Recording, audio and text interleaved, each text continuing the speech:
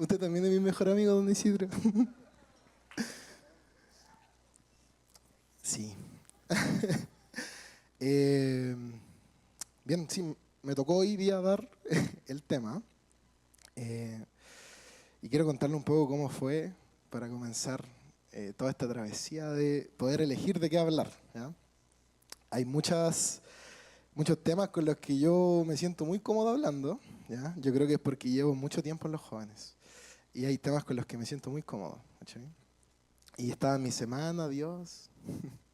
¿Qué quieres hablar tú para el domingo, Señor? Y buscando así, buscando.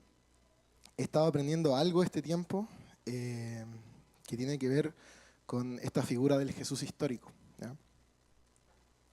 Nosotros sabemos que Jesús es 100% Dios y a su vez es 100% humano. ¿Cachai? Pero estamos muy acostumbrados a hablar sobre la divinidad de Dios y justamente, en verdad, porque hay mucho que decir. ¿Cachai? Y he estado este tiempo hablando y escuchando y leyendo respecto a esta figura del Jesús humano. ¿Cachai? Un Jesús real, un Jesús que sufrió, un Jesús que vamos a descubrir. ¿Ya? Así que eso, voy a orar para comenzar. Espíritu Santo, Señor, ven, Señor, y sé tú quien guía esto, Jesús.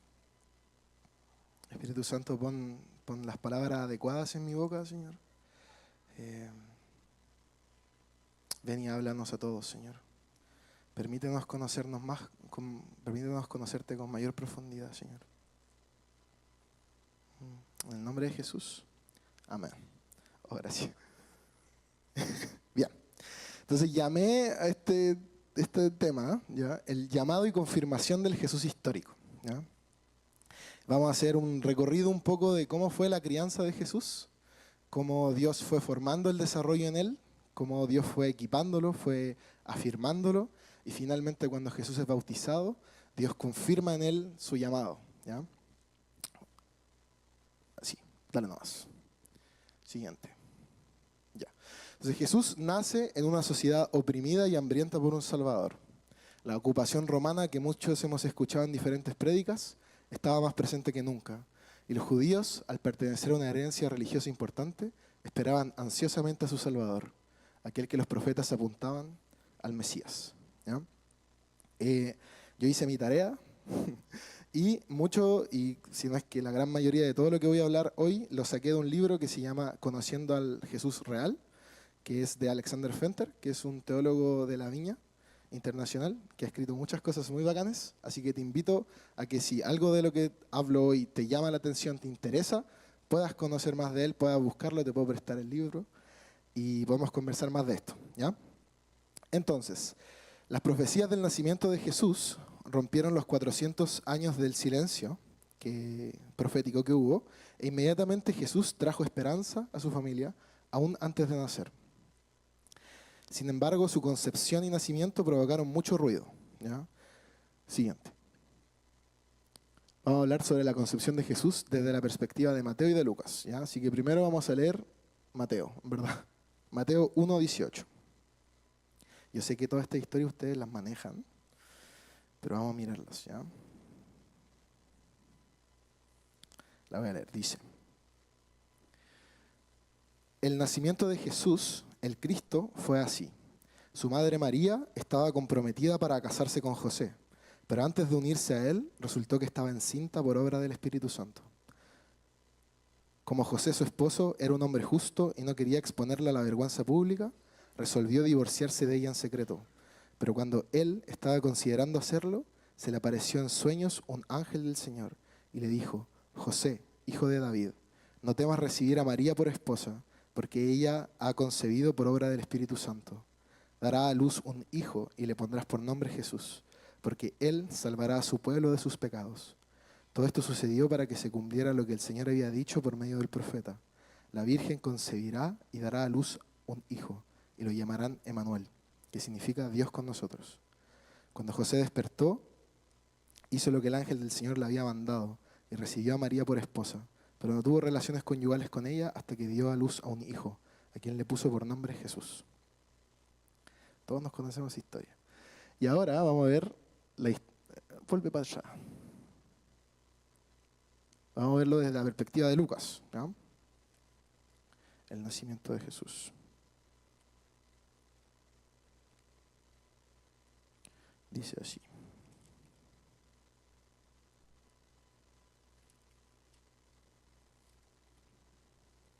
Por aquellos días, Augusto César decretó que se levantara un censo en todo el Imperio Romano. Me equivoqué. Aquí. A los 6 meses, Dios envió al ángel Gabriel a Nazaret, pueblo de Galilea, a visitar a una joven virgen comprometida para casarse con un hombre que se llamaba José, descendiente de David. La virgen se llamaba María. El ángel se acercó a ella y le dijo: te saludo, tú que has recibido el favor de Dios, el Señor está contigo. Ante estas palabras, María se perturbó y se preguntaba qué podría significar este saludo. No tengas miedo, María, Dios te ha concedido su favor, le dijo el ángel. Quedarás encinta y darás a luz un hijo y le pondrás por nombre Jesús. Él será un gran hombre y lo llamarán Hijo del Altísimo. Dios, el Señor, le dará el trono de su padre David y reinará sobre el pueblo de Jacob para siempre. Su reinado no tendrá fin.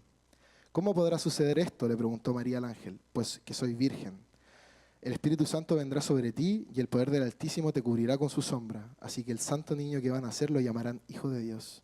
También tu pariente Elizabeth va a tener un hijo en su vejez. De hecho, los que decían que era estéril ya están en el 6º mes de embarazo, porque para Dios no hay nada imposible. Aquí tienes a la sierva del Señor, contestó María, que Él haga conmigo como has dicho. Con esto el ángel la dejó. ¿Por qué estoy leyendo esto? ¿Ya? Porque Lucas plantea el nacimiento de Jesús desde la perspectiva de María. ¿Ya? María se le aparece el ángel y le dice todo esto, una María pequeña de entre 13 y 16 años, se le aparece el ángel y le dice, tú, ¿cachai? En otra versión dice, tú eres llena de gracia y todo eso. Y Mateo lo hace desde la perspectiva de José. A José se le aparece el ángel, a José le dice, de hecho José no tenía idea nada de esto, ¿ya? Y notaron que no señala nada de cuando el ángel le habló a María en Mateo. Seguramente fue algo que María no le comentó a José. Yo creo que hubiera sido algo importante de comentar, que estaba embarazada y que se iban a casar. Sin embargo, no fue necesario, ¿no? Dios tenía todo cubierto. Y el concepto de divorciarse de ella, que planeaba hacer José con María, implicaba que José le entregara dinero a María, ¿ya? Para que ella se fuera a una ciudad lejana y rehiciera su vida. Pues el peso social que implicaba que ella estuviera embarazada antes del matrimonio era algo con el que José no quería que María cargara, ¿ya? Y ahí vemos un aspecto importante de la personalidad de José. Él era justo, como dice la Biblia. Alexander Fenter en su libro dice esto. Siguiente, por favor. La decisión de despedir o divorciar a María, anulando el compromiso legal y enviarla lejos en privado para su protección, revela la gravedad de la controversia y la vergüenza que esta concepción ilegítima le acarreó. Los padres de Jesús tuvieron que soportar el escándalo social de un embarazo antes del matrimonio. Los judíos lo veían como una unión ilícita de la pareja no casada, o como una infidelidad de la mujer, o incluso una violación. El bebé nacido de uniones ilícitas es considerado un ilegítimo, un mamzer, ¿ya? O hijo bastardo, que lleva la mayor carga del rechazo social. Estoy haciendo esta introducción porque en ese contexto es donde Jesús nació. ¿Sí? Nació con todo este peso cultural y social que implicaba nacer de una unión ilícita para la mayoría de los judíos y recibir todo este peso social de decirte que es discriminado, ¿cachai? Es expuesto a esto. Bruce Chilton, siguiente, que es otro genio académico, es un académico que estudia la iglesia primitiva y el judaísmo, refiere que justamente Jesús fue el Mamzer de Nazaret, una ciudad que en la época de Jesús rondaba entre los 700 y 1200 personas. La acusación de que Jesús fue concebido ilegítimamente lo persiguió toda su vida, incluso lejos de su ciudad natal, como se evidencia en la disputa en Jerusalén durante su ministerio. Cuando Jesús hablaba de Dios como su Padre, los fariseos lo desafiaban. Esos versículos son los que dice, pero este no es hijo de José, ¿sí?, el que conocemos de Nazaret. Este peso que experimentaba Jesús de niño, yo me lo puedo imaginar. Yo creo que una gran obra maestra que existe ahora mismo es The Chosen, ¿ya? porque refleja mucho este Jesús histórico, pues un Jesús superhumano.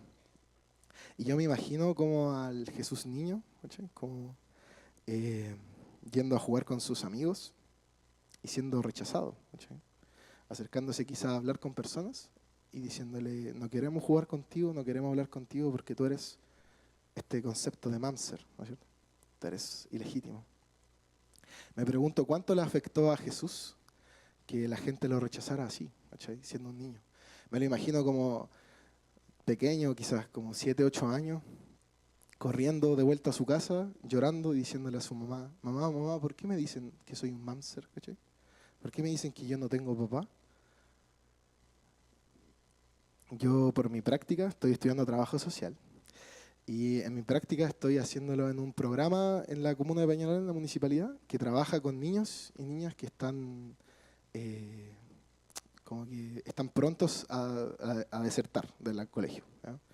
En verdad yo no creo que desertan, yo creo que hay muchas cosas que no funcionan ahí. Pero son principalmente niños que están faltando al colegio. Y en mi práctica yo voy y visito las casas, conozco las realidades de las familias y me he dado cuenta que hay un factor muy común, ¿ya? Que es que la mayoría de los niños no falta porque sea flojo, ¿cachai? Falta porque hay una desmotivación profunda en ellos. Y muchas, yo diría el 80% de las veces, refiere a un bullying, ¿cachai? Un acoso en el colegio. Compañeros que le dicen cosas que a ellos les duelen, ¿cachai? Compañeros que les pegan, compañeros que los apartan. Son niños que suelen estar muy solos, ¿cachai? Y cuando uno conoce la familia y conoce la realidad, yo puedo ver cuánto le duele a la mamá, ¿cachai? O al papá. Saber que su hijo o su hija está experimentando esto en el colegio. Y que la realidad muchas veces no lo cambian porque no pueden, ¿cachai? Me imagino a ese Jesús niño, ¿cachai? Siendo objeto de burlas seguramente de los demás niños, siendo, a lo mejor le pegaban, no sé. Ahí estoy imaginando un poco, pero me imagino preguntándole a su mamá, ¿vos quién es mi papá? Y esto impactó en el desarrollo de la conciencia y el sentido de sí mismo para Jesús, ¿ya? El pueblo de Nazaret lo había sabido, probablemente fue objeto de burlas e incluso bullying desde temprana edad. Mamzer, bastardo. Por lo tanto, debe haber luchado emocionalmente con problemas de identidad, con una herida paterna. Soy ilegítimo, ¿quién es mi papá? El rechazo y la soledad psicosocial fueron muy reales para Jesús. Siguiente, por favor. Bien, Jesús creció en la Galilea rural, ¿ya? El foco de la resistencia judía contra la ocupación romana. Nazaret estaba a 6 kilómetros de Séforis, que era una ciudad importante romana en Galilea, donde la habilidad de un tectón, hice mi tarea, habría sido demandada. Jesús probablemente iba allí a menudo con su padre, Abba Yosef, para trabajar, ¿ya? Ustedes se preguntarán, ¿qué es un tectón? Un tectón era un carpintero o un cantero, ¿ya? Jesús se unió seguramente a su papá desde temprana edad a aprender el oficio del tectón, ¿no? Haciendo negocios familiares. No eran pobres como campesinos sin tierra, ¿ya? Sino más bien trabajadores manuales de clase baja. Trabajaban duro en un pequeño negocio familiar para llegar a fin de mes.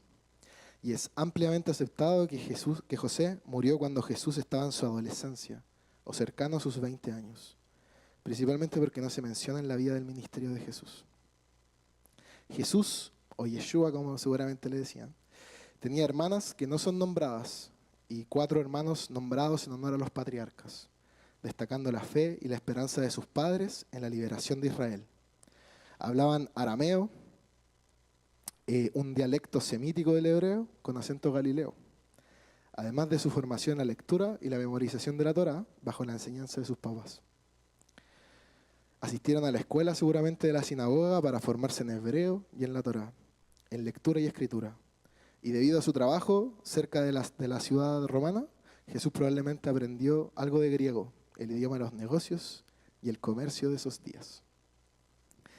Nuevamente, esto lo digo para que nos podamos imaginar que Jesús realmente fue una persona muy normal. Seguramente le dolió que José muriera, seguramente recordaba mucho a su papá terrenal. Ese fue el contexto en el que Jesús creció en su sentido de sí mismo, como base para sus 3 años y medio de ministerio público. Y esto es muy importante porque Jesús, es Dios, entonces Él perfectamente pudo haber llegado, haber hecho 1001 cosas maravillosas para que todos creyeran que Él era Dios y no comprometerse realmente como con la gente. Pero es curioso que Dios hizo que Jesús estuviera a los 30 años involucrado, ¿cachai? Entendiendo lo que significaba formar parte del pueblo judío, entendiendo lo que significaba ser hijo de un tectón, ¿cachai? Un aprendiz de esto mismo, entendiendo lo que era el peso del rechazo social, ¿cachai? Luego, la siguiente historia que tenemos de Jesús está en Lucas 2:40, Lucas 2:40 hasta el 52. Y es la historia de cuando Jesús tenía 12 años. Yo sé que todos se la saben, pero la voy a leer. Dice así: los padres de Jesús subían todos los años a Jerusalén para la fiesta de Pascua. Cuando cumplió 12 años, fueron allá según era la costumbre. Terminada la fiesta, emprendieron el viaje de regreso, pero el niño Jesús se había quedado en Jerusalén sin que sus padres se dieran cuenta. La mea voladita. Ellos, pensando que él estaba entre el grupo de viajeros, hicieron un día de camino mientras lo buscaban entre los parientes y conocidos. Al no encontrarlo, volvieron a Jerusalén en busca de él. Al cabo de 3 días lo encontraron en el templo, sentado entre los maestros, escuchándolos y haciéndole preguntas. Todos los que lo oían se asombraban de su inteligencia y de sus respuestas. Cuando lo vieron sus padres, se quedaron admirados. «Hijo, ¿por qué estás portado así con nosotros?», le dijo su madre. Mira a tu padre y yo te hemos estado buscando angustiados». ¿Por qué me buscaban? ¿No sabían que tengo que estar en la casa de mi padre? Pero ellos no entendieron lo que les decía. Así que Jesús bajó con sus padres a Nazaret y vivió sujetos a ellos. Pero su madre conservaba todas estas cosas en el corazón. Jesús siguió creciendo en sabiduría y estatura, y cada vez más gozaba del favor de Dios y de toda la gente.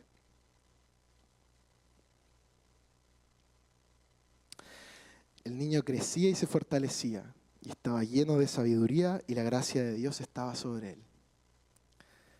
Qué rico. Jesús crecía en sabiduría y estatura y en favor de Dios con los hombres. Y estas palabras resumen su desarrollo. Eso está aquí. Siguiente.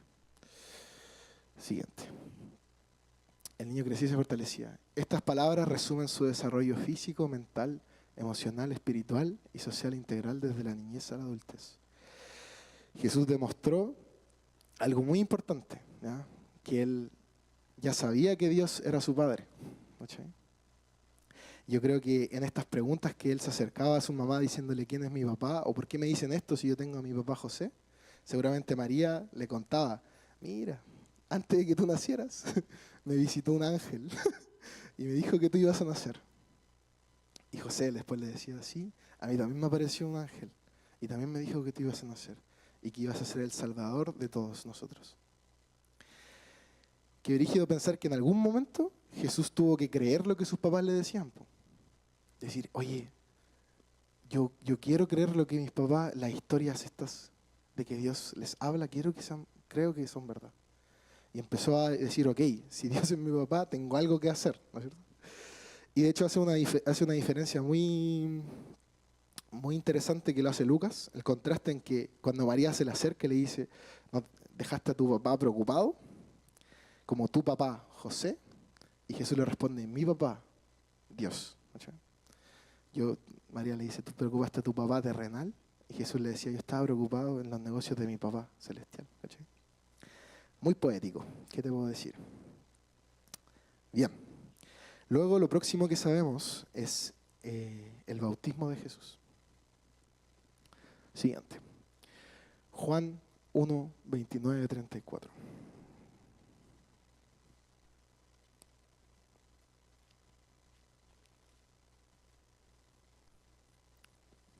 Al día siguiente, Juan vio a Jesús que se acercaba a él y dijo: aquí tienen al Cordero de Dios que quita el pecado del mundo. De este hablaba yo cuando dije que después de mí viene un hombre que es superior a mí, porque existía antes que yo. Yo ni siquiera lo conocía, pero para que Él se revelara al pueblo de Israel, vine bautizando en agua. Hasta ahí nomás lo voy a dejar. Voy a dejar esto porque no me quiero pasar en el tiempo. Ya.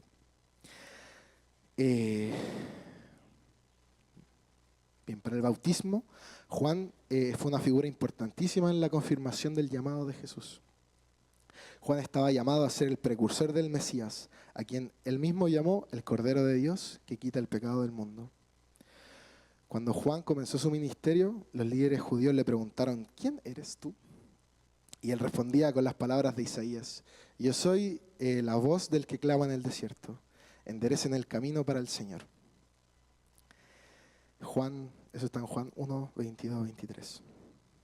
Siguiente, por favor. Todavía no, devuélvanse. La misión de Juan, entonces, que fue otro niño que nació bajo unas condiciones especiales, también un ángel se le apareció a sus papás y le prometió que iban a hacer. La misión de Juan iba más allá que preparar el camino para el Mesías simplemente, ¿ya? Era revelar el Mesías a través del bautismo. La razón por la que vine bautizando con agua, decía él, fue para que él fuera revelado a Israel. Vi al Espíritu descender después del cielo como una paloma y permanecer en él. El que me envió a bautizar con agua me dijo, el hombre sobre quien veas descender al Espíritu y permanezca sobre él es el que bautizará con el Espíritu Santo. Yo lo he visto y doy testimonio de que este es el escogido de Dios. Mientras que Juan bautizaba a la gente, seguramente, como él había recibido esto de Dios, como de que él iba a bautizar al Mesías, yo me imagino que él empezó su ministerio y de hecho lo hizo curiosamente en el Jordán. Y se movía por todo el río. Y llegaban los discípulos, la gente que los venía a escuchar sus enseñanzas, bastante como Jesús. Y yo creo que, no sé, Juan debió haber visto a muchos como posibles Mesías, ¿cachai? Y haber dicho, mira, este loco tiene carisma. Mira, este loco como que en verdad se enseña bien, ¿cachai? Y yo creo que cuando los metía al agua, él decía, ok, ahora voy a cachar qué onda, ¿cachai? Iba, lo bautizaba, lo sacaba del agua, y me imagino que Juan miraba al cielo así como esperando la señal de Dios para saber si es que esta persona era o no era, ¿cachai? Entonces sí era un bautismo de arrepentimiento para que sus pecados fueran como perdonados, pero además tenía este concepto como de que Jesús se revelara, ¿cachai? Como de que el Mesías apareciera. Entonces me lo imagino bautizando, levantándolo y diciendo como, este no, permiso. Y besaba el otro, ¿cachai? Quizás cuántas horas pasaba bautizando gente hasta que apareciera. Cuando Jesús se sometió al bautismo de arrepentimiento de Juan, viéndolo como una confirmación pública de su llamado, Jesús se sometió al bautismo de arrepentimiento de Juan, viéndolo como una confirmación pública de su llamado. Jesús, con 12 años, como lo vimos recién, tenía un sentido de conciencia desarrollado. Él sabía que que Dios era su papá. Tenía que ver con su identidad como Jesús, salvar al pueblo de sus pecados. Sus padres recibieron visitas de ángeles, sueños y profecías al respecto cuando Jesús fue concebido y una vez nacido. Sin embargo, no hay un registro de que Jesús haya tenido la confirmación de que él era el Mesías como efectivamente en sus años en Nazaret, ¿cachai? No se despertó un día con un sueño o una voz que le decía, tú eres el Mesías. La escasa evidencia que tenemos apunta a que fue un proceso que fue un desarrollo paulatino, ¿cachai? No fue de un día para otro en el que él dijo, efectivamente soy el Mesías, señores, sino que fue un proceso que fue desarrollándose a medida que él fue creciendo, resultando en su formación espiritual. Ahora sí, siguiente. En algún momento Jesús se atrevió a creer lo que sus padres le contaron y decidió que ese era su llamado, ¿cachai? Para su vida, ser el Mesías. Y esto vino a través de diferentes elementos, ¿ya? El primero, las historias que los papás le contaron, ¿cachai? El estudio y la meditación en las Escrituras con los susurros del Espíritu en su corazón a través de la oración y la contemplación. Cuando Jesús, como un poquito tiempo después de esto, cuando Él se muestra, sale del desierto y va al templo y lee la profecía de Isaías, se nota que Él era una persona que había estudiado, ¿cachai? Que conocía la ley, o sea, la ley y las Escrituras, y por tanto el estudio y la meditación de esto fue como un soporte importante para lo que él iba formando, ¿ya? Y un detalle muy importante era el espíritu también, que le susurraba a su corazón, como a todos nosotros hoy día nos susurra. No sé si han cachado cuando alguien que no es cristiano intenta leer la Biblia, como que en verdad no entiende nada. Pero cuando nosotros la leemos, como que pareciera que todo nos hace sentido. Eso es el susurro del espíritu, ¿cachai? Como este que te da como el entendimiento. Bien, la lectura de las señales de los tiempos a la luz de la historia de Israel, las escrituras y el destino. Eso se refiere como a la cantidad de profecías que lo nombraban. Él las estudió, ¿cachai? Para cumplirlas. Y finalmente, ahora confirmado y aclarado en el mensaje y la mentoría de Juan. Eso es medio controversial, pero hay mucha gente que lee mucho que afirma de que Jesús, antes de empezar su ministerio, pasó al menos unos 2-3 años siguiendo la mentoría de Juan, ¿ya? Conociendo, entendiendo que el rol que él jugaba, de hecho eso se ve mucho como en la figura, como en cómo Jesús después habla de Juan. Dice que él es más grande que Elías y todas esas cosas, ¿cachai? Entonces, él tuvo que haber aprendido de Juan y de su interpretación del Mesías. Entonces yo me imagino que él tenía conversaciones o en los mensajes que él daba a la orilla del río y pensaba él como en, efectivamente, como todas estas cosas que él está diciendo, Señor, como que me siento impulsado a creer que soy yo. Bien, y este último punto, no sé si está siguiente. No, todavía no. Este último punto, la mentoría de Juan fue muy clave porque llevó a Jesús a pedir que Juan lo bautizara, porque el bautismo de Juan no era solo de arrepentimiento, para venir y confesar pecados, era escatológico, ¿ya? Que significa para revelar al Mesías prometido. Jesús creía que él era el indicado. Juan sabía que Jesús era el indicado. Pero en obediencia a Dios, ambos buscaron la confirmación de Dios a través del bautismo. Siguiente. Era eso. Jesús sabía, creía que él era el indicado, el Mesías Salvador, y Juan también. Pero ambos decidieron en que pasara por la prueba, muy entre comillas, del bautismo, en obediencia a Dios. Entonces Jesús pidió ser bautizado. Juan trató de disuadirlo, diciendo, ¿soy yo el que necesita ser bautizado por ti y tú vienes a mí? Y Jesús le respondió, permítemelo ahora, porque así nos conviene cumplir toda justicia. Entonces Juan consintió. Siguiente. Ahí están los versículos de la confirmación de Jesús, del bautismo, y ahora la confirmación de Jesús. Siguiente. Bien. La inmersión en el agua, ¿ya? Esto es como demasiado poético, pero la inmersión en el agua simbolizaba la muerte y la purificación de Israel, ¿ya? Su retorno del agua simbolizaba el nuevo éxodo, al igual que Israel alguna vez pasó a través de las aguas que destruyeron los poderes de ese tiempo, ¿ya? Los dioses egipcios con el faraón y su ejército cuando el agua se separó y se cerró. Algo parecido estaba pasando ahora. Los poderes que habían oprimido a Israel durante 400 años. Y ahora las aguas del bautismo de Jesús, de su sufrimiento y muerte en nombre de Israel, destruirían los poderes que oprimieron a Israel durante los 400 años de silencio de los cielos. Entonces, además de ser la confirmación del bautismo del llamado de Jesús como el Mesías, también significó como poéticamente este nuevo tiempo para Israel. Al igual cuando estaban escapando de Egipto, cruzaron el mar y derrotaron los poderes de los egipcios, Jesús fue sumergido en el agua y fue levantado como si hubiera cruzado el río para destruir los poderes malvados que existen, ¿ya? Es muy poético. Y luego viene el plato de fondo, que tiene que ver sobre cuando Jesús es levantado y es confirmado por Dios sobre él. Los evangelios sinópticos, que son Mateo, Marcos y Lucas, señalan 3 eventos tan pronto como Jesús salió del agua.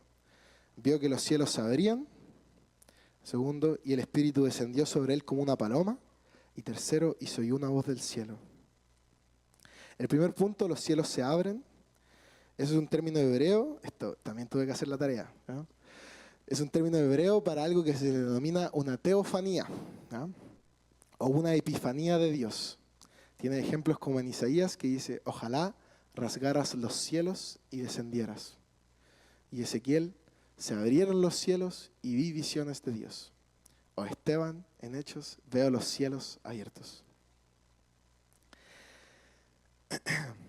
Ocurrió cuando Jesús salió del agua, evidenciado por el Espíritu de Dios que descendía sobre él en forma de paloma, como una voz que hablaba desde el cielo. Esta referencia a los cielos abriéndose no significa que fueran como portales para entrar en el cielo, ¿ya? El otro día vi un TikTok que decía esa cuestión, me dio mucha risa. No significa que son portales para entrar al cielo, ni tampoco se refieren al espacio solo de más arriba, ¿ya?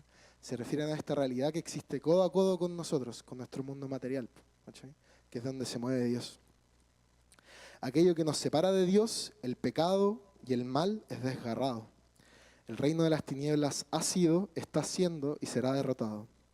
El exilio ha terminado y el camino hacia Dios está abierto. Todo esto es lo que significaba para los judíos que Dios confirmara a Jesús. Además es muy brígido porque, volviendo a esta figura de que Jesús era este niño mamzer, ¿no es cierto? Es brígido pensar que todo lo que Dios está haciendo lo hizo en público, ¿cachai? Jesús estaban todos los discípulos de Juan en la orilla seguramente mirando a cada uno que se bautizaba. Y Jesús fue nuevamente bautizado, ¿cachai? Fue por primera vez bautizado. Y pasa toda esta cuestión, ¿cachai? Como públicamente. El segundo punto, el Espíritu descendió sobre él como una paloma. Para la mente judía, inmediatamente la paloma los recuerda como al diluvio de Noé y la promesa de Dios de una nueva creación. Siguiente. Después del diluvio, como ustedes saben, Noé soltó un cuervo que era entendido como un animal inmundo que voló inquieto de un lado para otro hasta que las aguas se secaron en la tierra. Luego envió una paloma, una ave limpia para el sacrificio, especialmente para los pobres, que simbolizaba la inocencia, la gentileza y la pureza. Y no fue hasta la tercera vez que la paloma volvió con una ramita de olivo. El Espíritu Santo, por tanto, permaneció en Jesús como una paloma para inaugurar la nueva creación de Dios. De hecho, Pedro hace referencia a que el diluvio de Noé simbolizó el bautismo en agua. Somos salvos a través de la muerte, resurrección y ascensión del Mesías, quien gobierna a la derecha de Dios sobre todos los poderes caóticos del mal, que una vez gobernaron sobre nosotros. Fue bacán. No estuve ahí, pero creo que fue bacán. Y finalmente, lo siguiente. Una voz del cielo diciendo, tú eres mi Hijo amado en quien tengo complacencia. Dios afirmó personalmente a Jesús como su Hijo. Tú eres mi Hijo amado, en ti me complazco. Todo lo que Jesús se atrevió a creer mientras crecía en Nazaret, bajo la tutela de sus papás, ahora se confirmaba sobrenaturalmente. Yahvé es mi Abba, mi papá, mi Padre real, y soy su Hijo especialmente amado. Y esto lo copié literalmente del libro porque lo explica muy bien. La palabra griega agapetos, o amado, es un término de cariño y afecto. Y la palabra hebrea que viene después, vuelve, porfis. Pachra. Otra más. Bien. La palabra hebrea que viene después, yashid, o sea, agapetos yashid, significa amado o elegido de manera única, único. Se utiliza para Isaac cuando Dios llamó a Abraham a sacrificarlo en Génesis 22:2. Toma a tu hijo, a tu único hijo, al que amas. Ahora sí, siguiente. También se usa para el misterioso herido, a quien Israel verá. Ese debe ser otro loco bacán, Bermes. Ha demostrado cómo el judaísmo veía a Isaac como el tipo del hijo amado y sacrificio dispuesto. Es decir, Jesús cumple todo lo que implica la ofrenda de Isaac y el herido. Prefiguran la identidad elegida de Dios y el destino sacrificado para Jesús como el amado de Dios.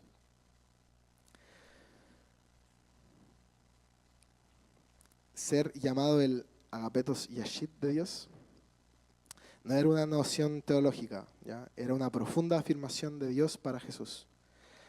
Y aquí yo me empecé a preguntar como, imagínate lo que significó para Jesús ser llamado así por Dios. Aquí lo describe como un desbordamiento abrumador e inmersión en un amor infinito. El Padre se derramó a sí mismo en su Hijo por su Espíritu. Confirmó la identidad y el destino de Jesús, dándole el poder para derramar su vida en una kenosis de amor del Abba, por el amor de su Espíritu, por el poder de su Espíritu de amor. Esa era mi introducción.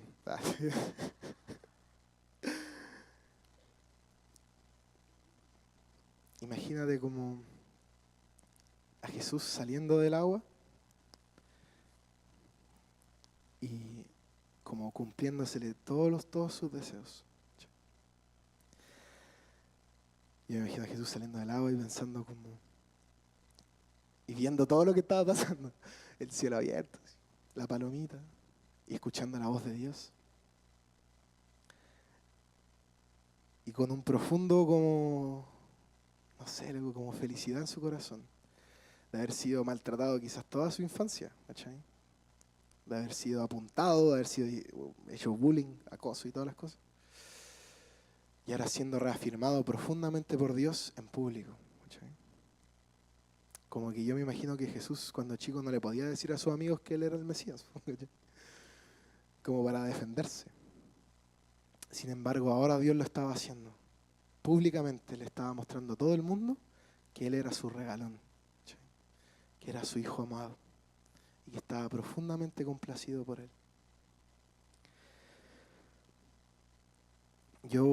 Me gusta mucho esta historia. Y en verdad me costó mucho poder escribirla bien porque hay muchas cosas que me hubieran gustado decir. Porque me encanta ver a Jesús de esta forma, ¿cachai? Como alguien que también la pasó mal. Yo me acuerdo de un compañero cuando yo era chico. Estaba en un colegio, yo estaba como en sexto básico. Y me acuerdo que algo le había pasado a él, yo no sabía en ese momento qué había pasado, ¿ya? Pero sus papás se habían separado y nosotros éramos chicos, entonces cuando uno es chico y pasan esas cosas, como que a los cabros como que les dolía caleta. Entonces, yo me acuerdo que yo lo veía en el curso y de un momento a otro como que empezó como a alejarse un poco, a apartarse, ¿cachai? A estar más solo, ya no quería jugar con nosotros y como que estaba más triste, a veces faltaba. Y yo me acuerdo que lo fui notando y yo no tenía idea que estaba pasando esta cuestión.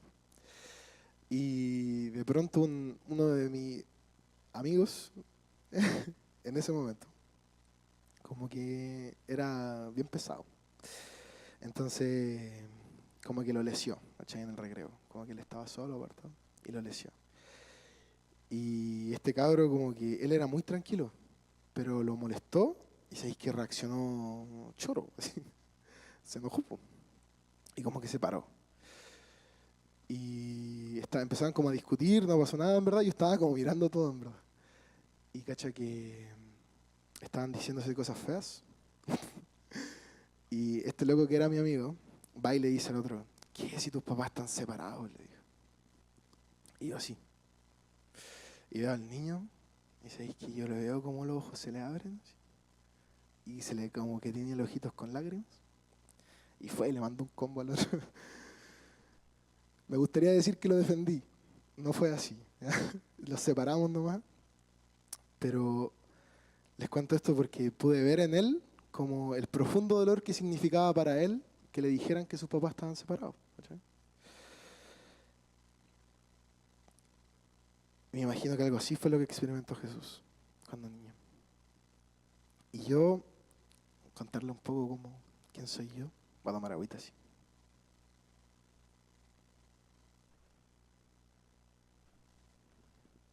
Eh, yo crecí en una familia muy normal, con mi mamita ahí presente, con mi papá, y yo tengo dos hermanos muy grandes, ¿ya?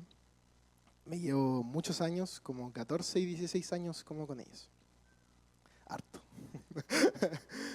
Eh, Mi papá era un hombre muy trabajador todavía. Mi papá si tenía que entrar a las 8 del trabajo, mi papá estaba a las 7 y cuarto en la pega. Y si salía a las 6, mi papá salía a las 6:30 de la pega, ¿cachai? Eh, y mi mamá también, po, ¿cachai? Mi mamá es una mujer muy trabajadora. No voy a hablar mucho porque está aquí y me da vergüencita, pero mi mamá muy trabajadora también, ¿cachai? Muy dispuesta como a nosotros. Mi mamá siempre estaba muy atenta a todas nuestras necesidades, ¿cachai? Y crecí con mis hermanos, entonces yo no pasaba tanto tiempo en verdad con mi papá, es que lo veía en la noche y mi mamá me acostaba temprano, entonces no lo veía mucho. Y empecé como a vincularme mucho como con mis hermanos, po. Mis hermanos tenían 23 años cuando yo tenía como 7, po. Entonces rico tener un hermano chico a esa edad. O no sé, no tengo un hermano chico a esa edad. Yo me imagino, para mí fue rico.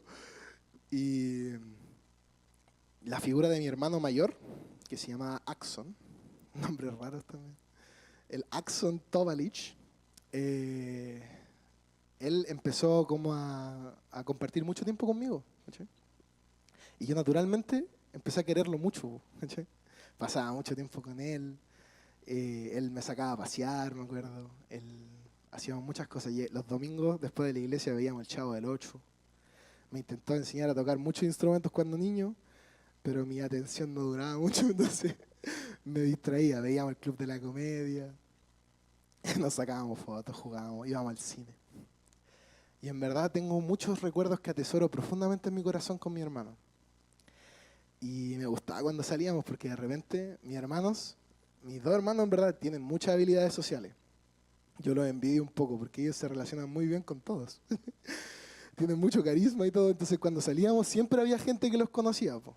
Entonces cuando íbamos al cine de repente, había siempre un amigo, po. Y decía, oye, ¿y él es tu hijo? Y yo hacía así, sí, soy su hijo. ¿A dónde? Era mi hermano.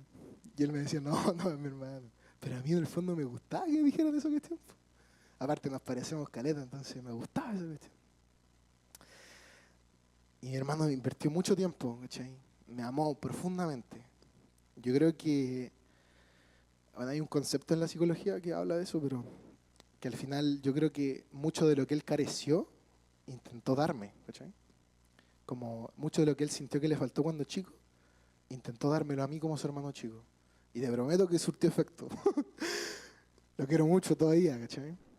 Y eventualmente mi hermano, Dios lo llamó, todo, y bueno, mis dos hermanos eran misioneros, así. ¿Cómo voy en la hora? Voy a apurar un poquito. Mis dos hermanos eran misioneros y en una de esas el Axon se fue a Alemania, ¿cachai? Como por 2 años, una cuestión así enorme. Y yo tenía como 12 años, así como 12, 13 años.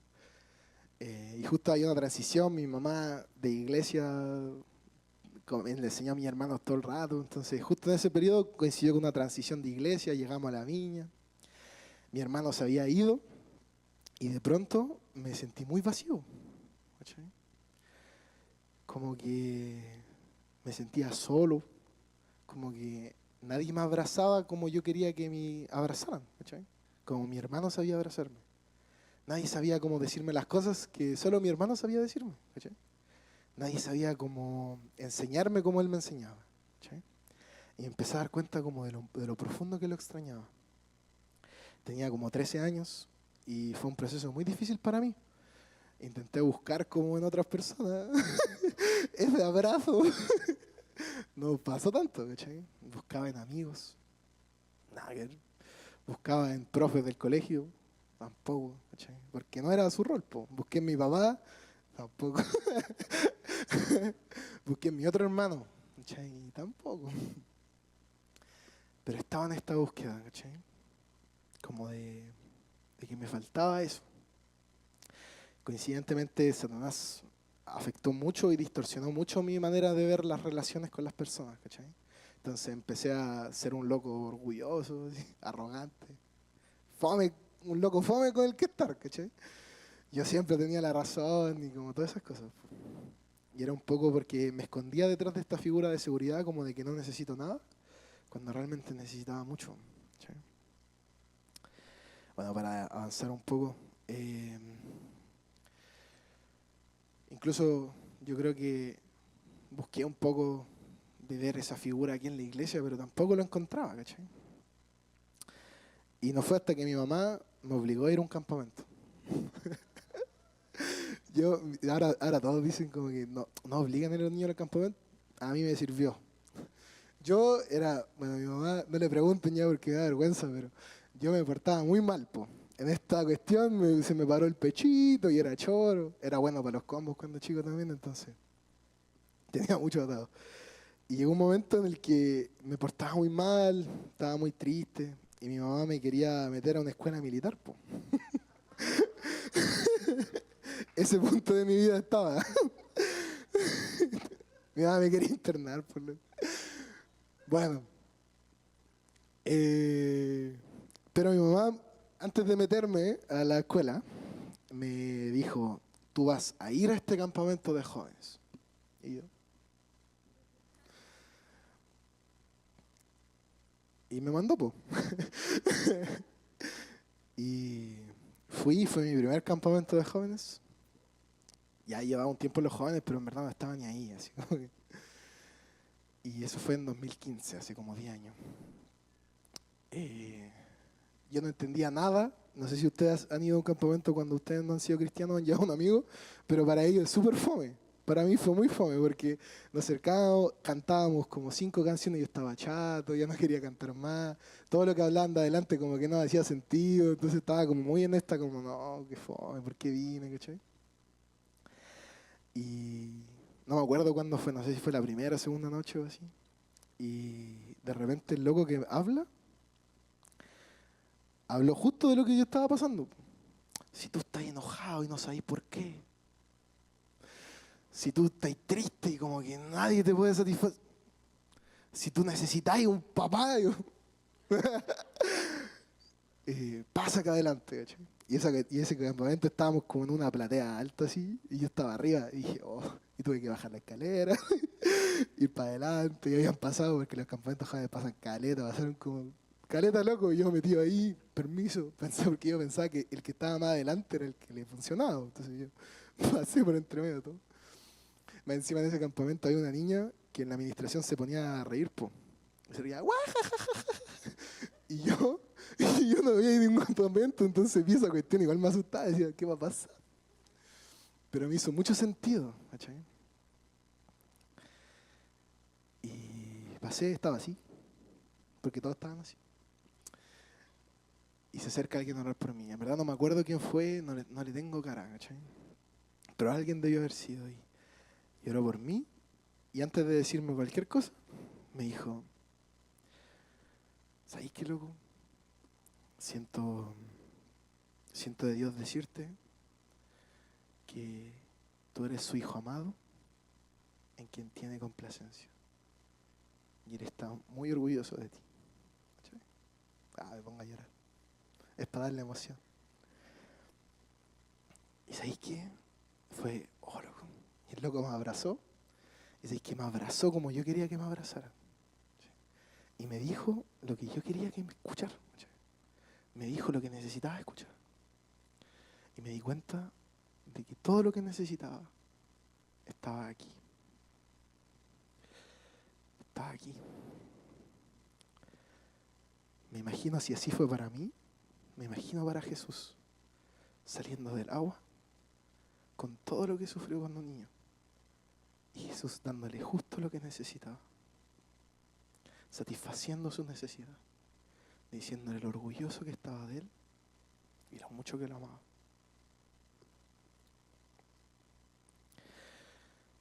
Y la verdad es que desde ese momento como que toda mi vida como que cambió. Hubiera sido fácil para mí llegar a mi casa y no pelear más con nadie. No fue así. Pero me di cuenta que había un lugar en el que yo podía satisfacer mi necesidad. Y que ningún humano me iba a poder satisfacer. Solo Dios. Solo Dios. Y hay una canción que he escuchado estas semanas, como que ha afectado, o sea, como que me ha tratado mucho, que dice, una vez que coloqué mis ojos en ti, todo pierde su valor. Me acuerdo de Pablo. Y la verdad es que hoy día me encantaría decirte que todo para mí pierde su valor. No es tan así, ¿cachai? Pero la gran mayoría de todo lo que tengo, de todo lo que soy, de todo lo que pueda llegar a tener, o de todo lo que pueda llegar a ser, No vale nada. No vale nada si no estás con Jesús. Y quisiera invitarte a hacer algo. ¿Ya? Voy a apagar las lucecitas porque puedo hacerlo.